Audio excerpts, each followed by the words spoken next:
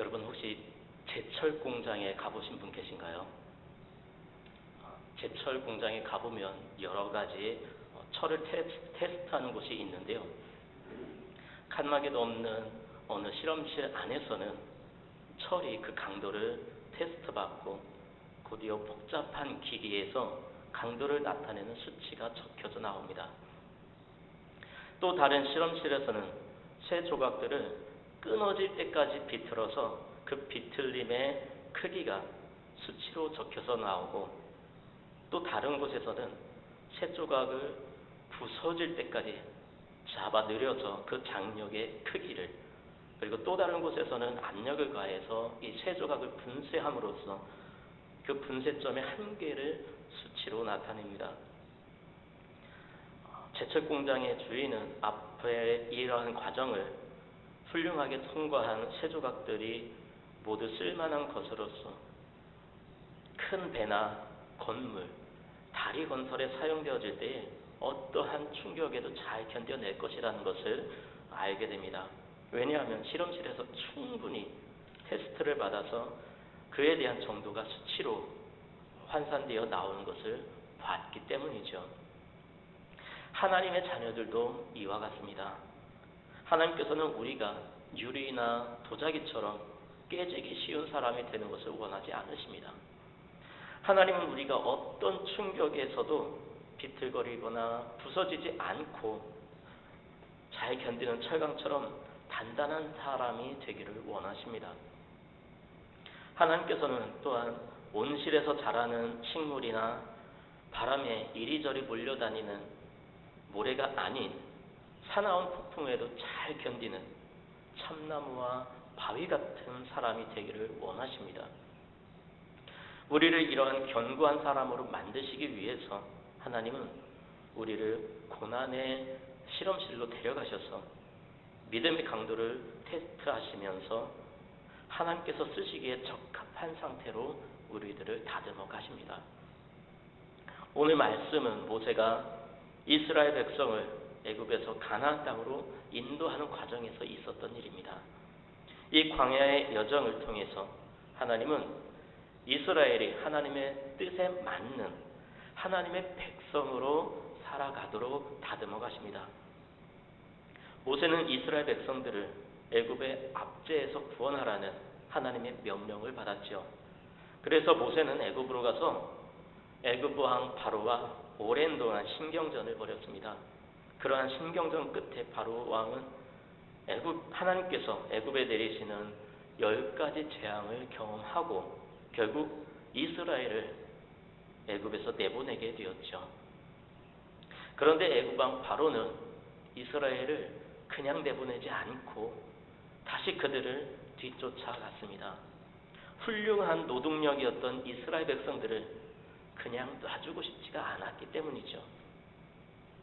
하지만 이스라엘 백성들이 애굽의 추격을 뒤로하고 하나님의 도우심으로 홍해를 건너게 되었습니다. 이스라엘이 홍해를 건너 도착한 곳은 수르였습니다. 이곳은 지중해로부터 홍해까지 넓게 펼쳐져 있었기 때문에 가나안으로 여행하기 위해서는 반드시 거쳐야 하는 그러한 거점이었습니다. 그들은 하나님의 도우심으로 기적적으로 홍해를 건넌 후에 너무나 기뻐서 하나님을 찬양했죠. 오늘 우리가 읽은 본문의 앞부분이 바로 기쁨으로 하나님을 찬양했던 모세와 미리암의 노래입니다. 그 후 그들은 사흘길을 계속해서 걸어갔습니다. 하지만 사흘 동안 그들은 샘을 발견하지 못했습니다. 마실 물을 얻지 못한 것이죠. 여러분, 사람이 하루만이라도 물을 마시지 않으면 굉장히 힘들어지지요. 더군다나 이곳은 햇볕이 내리쬐는 중동 지방의 광야입니다. 그들은 사흘 동안 물을 제대로 마시지 못했습니다. 이쯤 되면 신경이 매우 날카로워져서 옆 사람 누군가가 슬쩍 건드려도 힘이 들고 지쳐서 금방 폭발할 수 있는 그러한 상황이었습니다. 그러던 중에 드디어 그들이 도착한 곳이 마라였는데 그곳은 모세와 미리암이 노래를 불렀던 수로와는 약 53km 정도 떨어져 있는 곳이었습니다. 군대에서 훈련을 할 때 행군을 하죠. 저도 40km 행군을 해봤는데요. 50km 정도의 거리는 평지라면은 성인 장정이 빠른 걸음으로 하루 만에 도달할 수 있는 정도의 거리입니다. 이렇게 그리 멀지 않은 거리임에도 불구하고 시간이 사흘이나 걸렸다는 것은 노인과 여자와 아이들, 이 어린이들이 포함된 약 200만 명의 무리가 많은 가축들을 거느리고 또 식량과 가재도구를 가지고 거칠고 험한 광야를 여행하는 것이 쉽지 않았기 때문입니다. 낮에는 덥고 밤에는 추운 광야에서 3일에 걸친 대이동으로 인해서 그들은 매우 지쳐 있었을 것이고 또한 가지고 있던 물과 음식은 거의 소비했을 것입니다. 그렇게 힘들게 여행을 한 후에 도착한 곳이 바로 마라였습니다. 그곳에는 샘이 하나 있었죠. 아마도 그들은 물을 얻게 되었다는 사실에 기쁨이 충만하여 만세를 불렀을 것입니다. 뜨거운 햇볕 아래 3일을 여행하는 동안 물을 구경할 수 없었던 그들에게 드디어 물이 나타난 것이죠.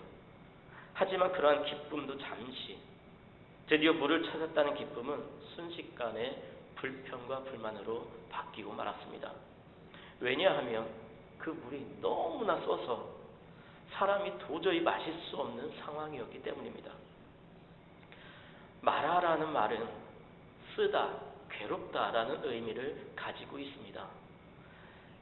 이스라엘 백성들은 이곳의 물을 마실 수 없었고 물로 인해서 큰 고통을 당했기 때문에 이곳을 마라라고 불렀던 것이죠. 애굽을 탈출한 이스라엘 백성들은 하나님께서 함께 하시는 그들의 앞길에 평탄대로가 열려 있을 것이라고 생각을 하며 의기양양하게 가나안을 향해서 걸어갔을 것입니다. 그러나 그들은 홍해를 건넌 감격의 찬송 소리가 채 사라지기도 전에 물이 없어 고통당하며 그 마음으로부터 원망의 쓴물을 내야 했습니다. 여러분, 많은 분들이 이러한 부분에서 시험에 들어 불평, 불만을 들어놓거나 하나님을 떠나는 분들이 있는데, 사실 하나님의 백성이 된다는 것은 모든 질구에서 벗어나서 평탄한 삶을 살게 된다는 것을 의미하지는 않습니다. 오히려 성경은 하나님을 믿을 때 더 많은 고난과 시련을 감수해야 된다고 가르칩니다. 예수님께서는 최후의 만찬 때에 제자들을 향해서 세상에서는 너희가 환난을 당할 것이라고 말씀하셨고, 사도 바울도 디모데에게 그리스도 예수의 좋은 분사로 고난을 받을 것과 모든 일에 근신하여 고난을 받으며 전도자의 직무를 다할 것을 명령하고 있습니다. 이 땅에서의 그리스도인의 삶은 결코 호식하는 안락한 삶이 아닙니다. 오히려 고난과 역경으로 점철된 삶인 것입니다. 하지만 그 삶은 하나님께서 함께 하시는 삶이고 영생에 이르는 삶이기 때문에 그 무엇과도 바꿀 수 없는 영광된 삶인 것입니다.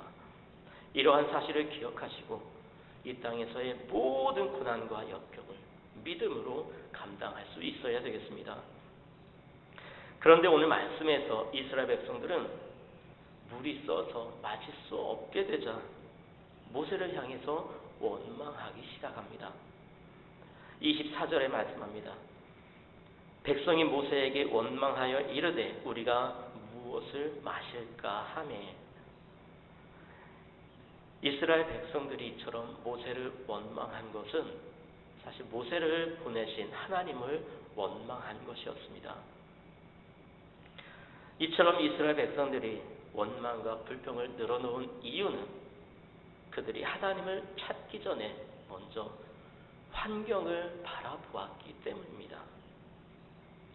그들의 상황을 인간적인 눈으로 본다면 동정이 가지요. 사막에서 가장 필수적인 것이 물인데 가지고 있던 물들은 다 소진됐고 또 먹을 수 있는 물을 찾을 희망은 거의 없었기 때문이지요. 하지만 그들은 가장 중요한 것을 놓치고 있었습니다. 그들은 바로 얼마 전에 당시 세계 최강국이었던 애굽을 초토화시키시는 하나님의 능력을 목격했고 또 홍해를 가르셔서 이스라엘을 구원하시는 하나님의 능력을 체험했습니다. 그들은 전혀 불가능한 상황 속에서 항상 구원해 주시는 하나님의 능력을 체험했던 것이죠. 그러므로 그들은 환경이 아니라 하나님을 바라보아야만 했습니다. 하나님께 간구해야만 했습니다. 하지만 그들은 조금 전 있었던 일을 금방 잊어버리는 건망증 환자처럼 하나님께서 그들 곁에 계시는 사실을 망각하고 환경과 무능력한 자기 자신만을 바라보았습니다. 여러분, 우리에게 있어서 정말 큰 문제는 우리가 완전히 절망적인 상황 가운데 놓여 있는 것이 아닙니다. 오히려 우리가 그러한 상황 가운데서 하나님을 찾을 만한 믿음이 없다는 것이 큰 문제인 것입니다. 이렇게 원망과 불평만 늘어놓게 된다면 결국은 실패하게 될 것입니다. 이처럼 백성들의 불평, 불만을 들은 모세가 어떠한 행동을 취하죠? 첫 번째로 한 행동이 바로 하나님께 간구하는 것이었습니다. 문제 앞에서 모세의 유일한 대처 방향은 하나님께 기도하는 것이었습니다. 여기에서 부르짖었다라는 말을 히브리어로 차크라고 하는데요. 이 말은 커다란 고통 가운데서 도움을 요청하며 부르짖거나 몹시 흥분해서 절규하는 모습을 표현할 때 주로 사용하는 단어입니다. 그렇습니다. 모세는 자신을 향해 불평하는 백성들 때문에 마음이 지극히 괴롭고 안타까운 심정으로 하나님께 울부짖은 것입니다. 이러한 모세의 기도는 이스라엘 백성들이 문제 앞에서 불만을 토하고 원망하며 우왕좌왕했던 모습과는 대조를 이룹니다. 이와 같은 모세의 기도를 들으신 하나님은 곧바로 해결 방안을 가르쳐 주시죠. 오늘 말씀만 보면 하나님께서 모세의 기도를 들으시고 마치 그 기도를 기다리시기라도 하셨던 것처럼 이스라엘의 절박한 문제를 즉시 해결해 주셨습니다. 여러분, 하나님은 이미 쓴 물을 달게 하는 그러한 방법을 준비하고 계셨고 언제든지 그들이 하나님께 기도하기만 하면 그 물을 달게 하실 수 있었습니다. 사실 하나님께서 이스라엘 백성들을 이처럼 쓴 물이 있는 마라로 인도하신 것은 이스라엘 백성들을 시험하기 위한 것이었습니다. 이스라엘 백성들이 홍해를 마른 땅과 같이 걸어서 건너고 또 그 홍해 바닷속에 잠겨버린 애굽 군대를 목격했던 이 이스라엘 백성들이 이제는 정말 하나님을 믿게 되었는지, 그래서 다시 위기가 닥쳐온다면 이제는 의심하지 않고 전적으로 하나님을 신뢰하고 의지할 수 있는지를 시험하기 위한 것이었습니다. 하지만 이스라엘 백성들은 그들을 홍해로 인도하셨던 하나님께서 홍해를 열어주셨던 것처럼 또한 그들을 쓴 물이 있는 마라로 인도하신 하나님께서 그들을 위해서 해결책을 준비하고 계신다는 사실을 믿지 못했습니다. 그래서 그들은 그 문제를 능히 해결해 주실 하나님을 바라보고 하나님께 기도하기보다는 오히려 아무런 능력이 없는 인간 모세를 원망했던 것입니다. 여러분, 우리는 이스라엘 백성들처럼 불평불만을 앞세우기보다 하나님을 먼저 바라보아야 합니다. 하나님께 간구해야 합니다. 그런데 하나님께서 제시하신 방법을 보십시오. 그 방법이 참 특이하지요. 여호와께서 그에게 한 나무를 가리키셨다라고 오늘 성경은 말씀하고 있습니다. 그리고 그 나무를 물에 던지니 물이 닳아졌다라고 기록을 하고 있는데요. 이 나무가 어떤 나무인지 성경은 우리에게 아무런 정보를 주고 있지 않습니다. 이 나무가 어떤 나무인지 도저히 알 수가 없습니다. 그저 한 나무입니다. 그렇다면 성경은 왜 그 나무가 어떤 나무인지 알려주지 않았을까요? 사실 많은 학자들은 그 지방에 자생하는 나무들을 연구하면서 이것일 것이다 라고 추측하는 나무들이 있기는 합니다. 하지만 그 어느 누구도 정확하게 이것이다 라고 명확하게 밝히고 있지는 못합니다. 그렇다면 만일 그 나무가 정확히 어떤 것이었다라고 밝혀져 있다면 어떤 일이 벌어졌을까요? 아마 이스라엘 백성들은 하나님보다 그 나무를 섬기고 있을지 모르겠습니다. 그리고 그 나무 자체에 어떠한 효력이 있어서 쓴물을 단물로 만든 것이 아니라 단지 하나님의 능력을 나타내기 위한 도구로 사용됐기 때문에 성경은 그 나무에 대한 정확한 정보를 기록하고 있지 않은 것입니다. 그러므로 우리는 그 나무가 아니라 그 나무를 통해서 일하시는 하나님을 볼 수 있어야 합니다. 여러분, 이 나무는 세상을 치료하며 죽은 생명을 소생시키시는 하늘나라의 생명나무를 예표하는 것입니다. 우리 인간에게는 인생의 쓴물을 단물로 변화시켜줄 나무가 있습니다. 바로 예수 그리스도입니다. 우리 인생에는 수많은 쓴물이 있습니다.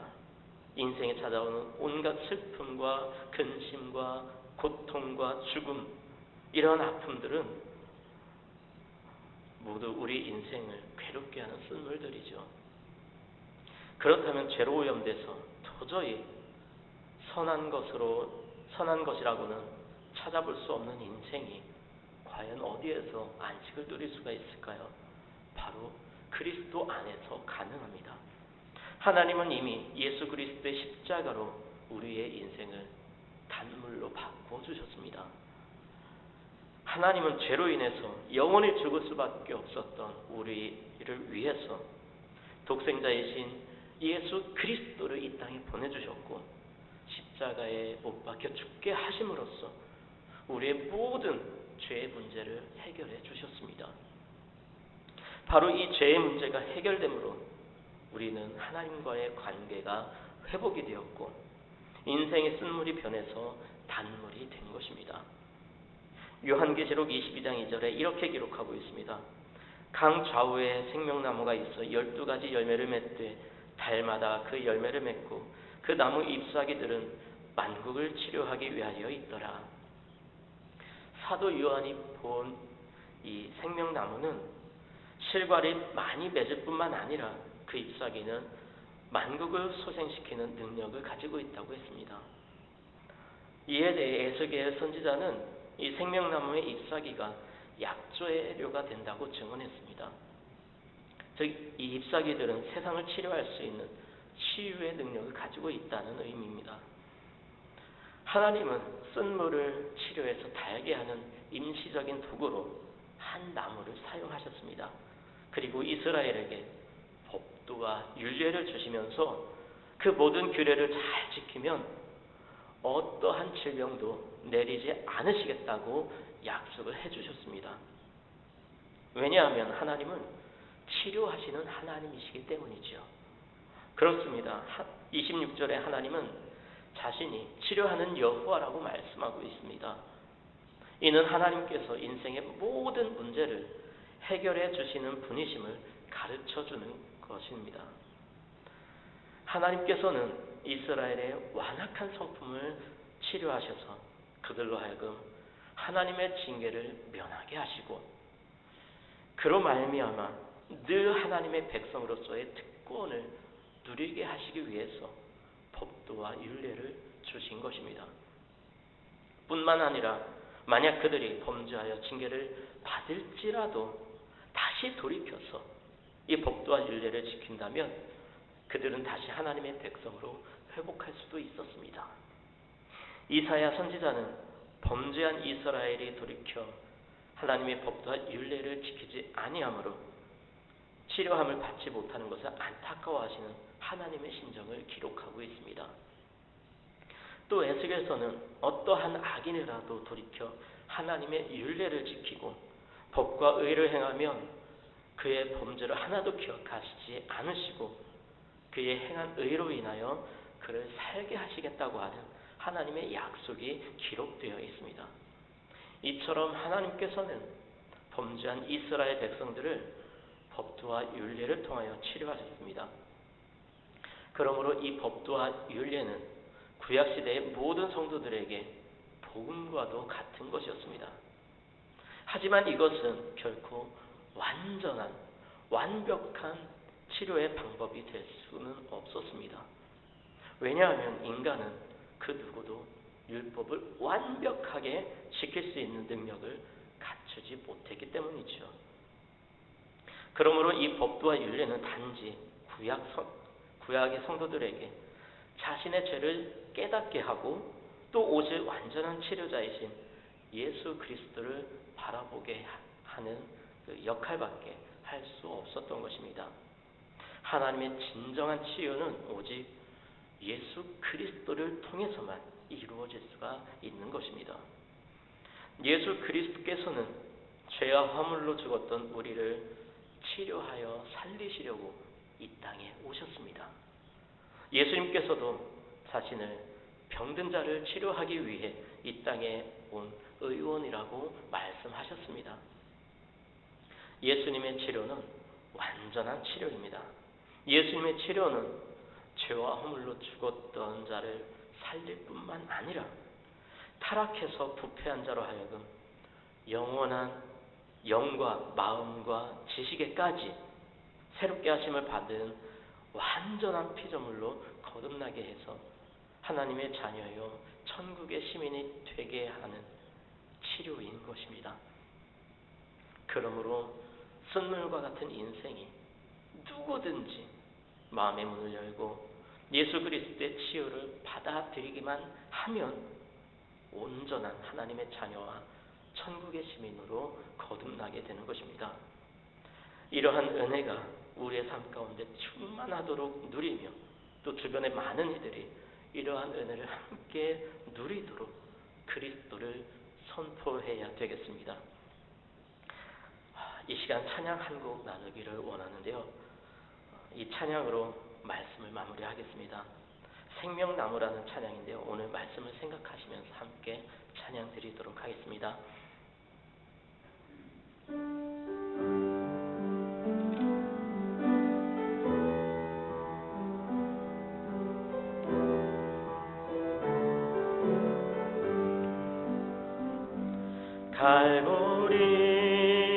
갈보리 언덕에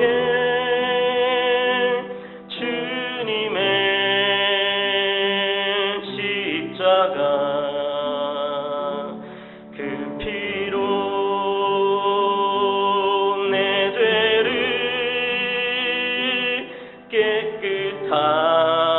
깨끗하게 씻었네.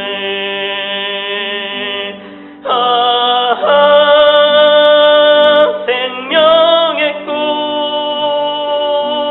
피었네. 열매 맺혔네.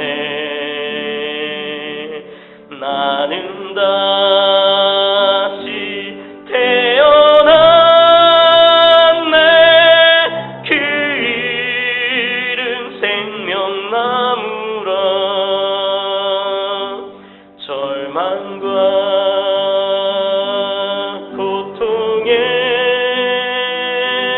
세상 길 헤매일 때 예수님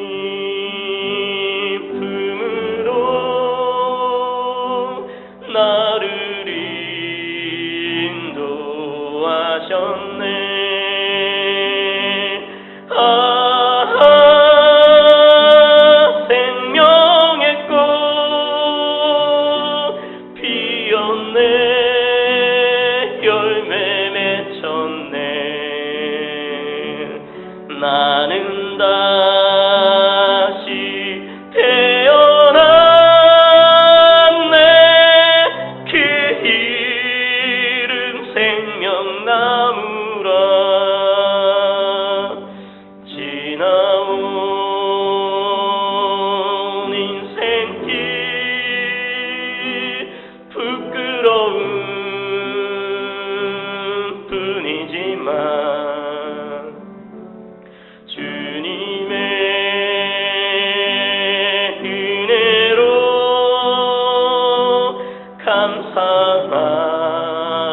감사하니 넘치네.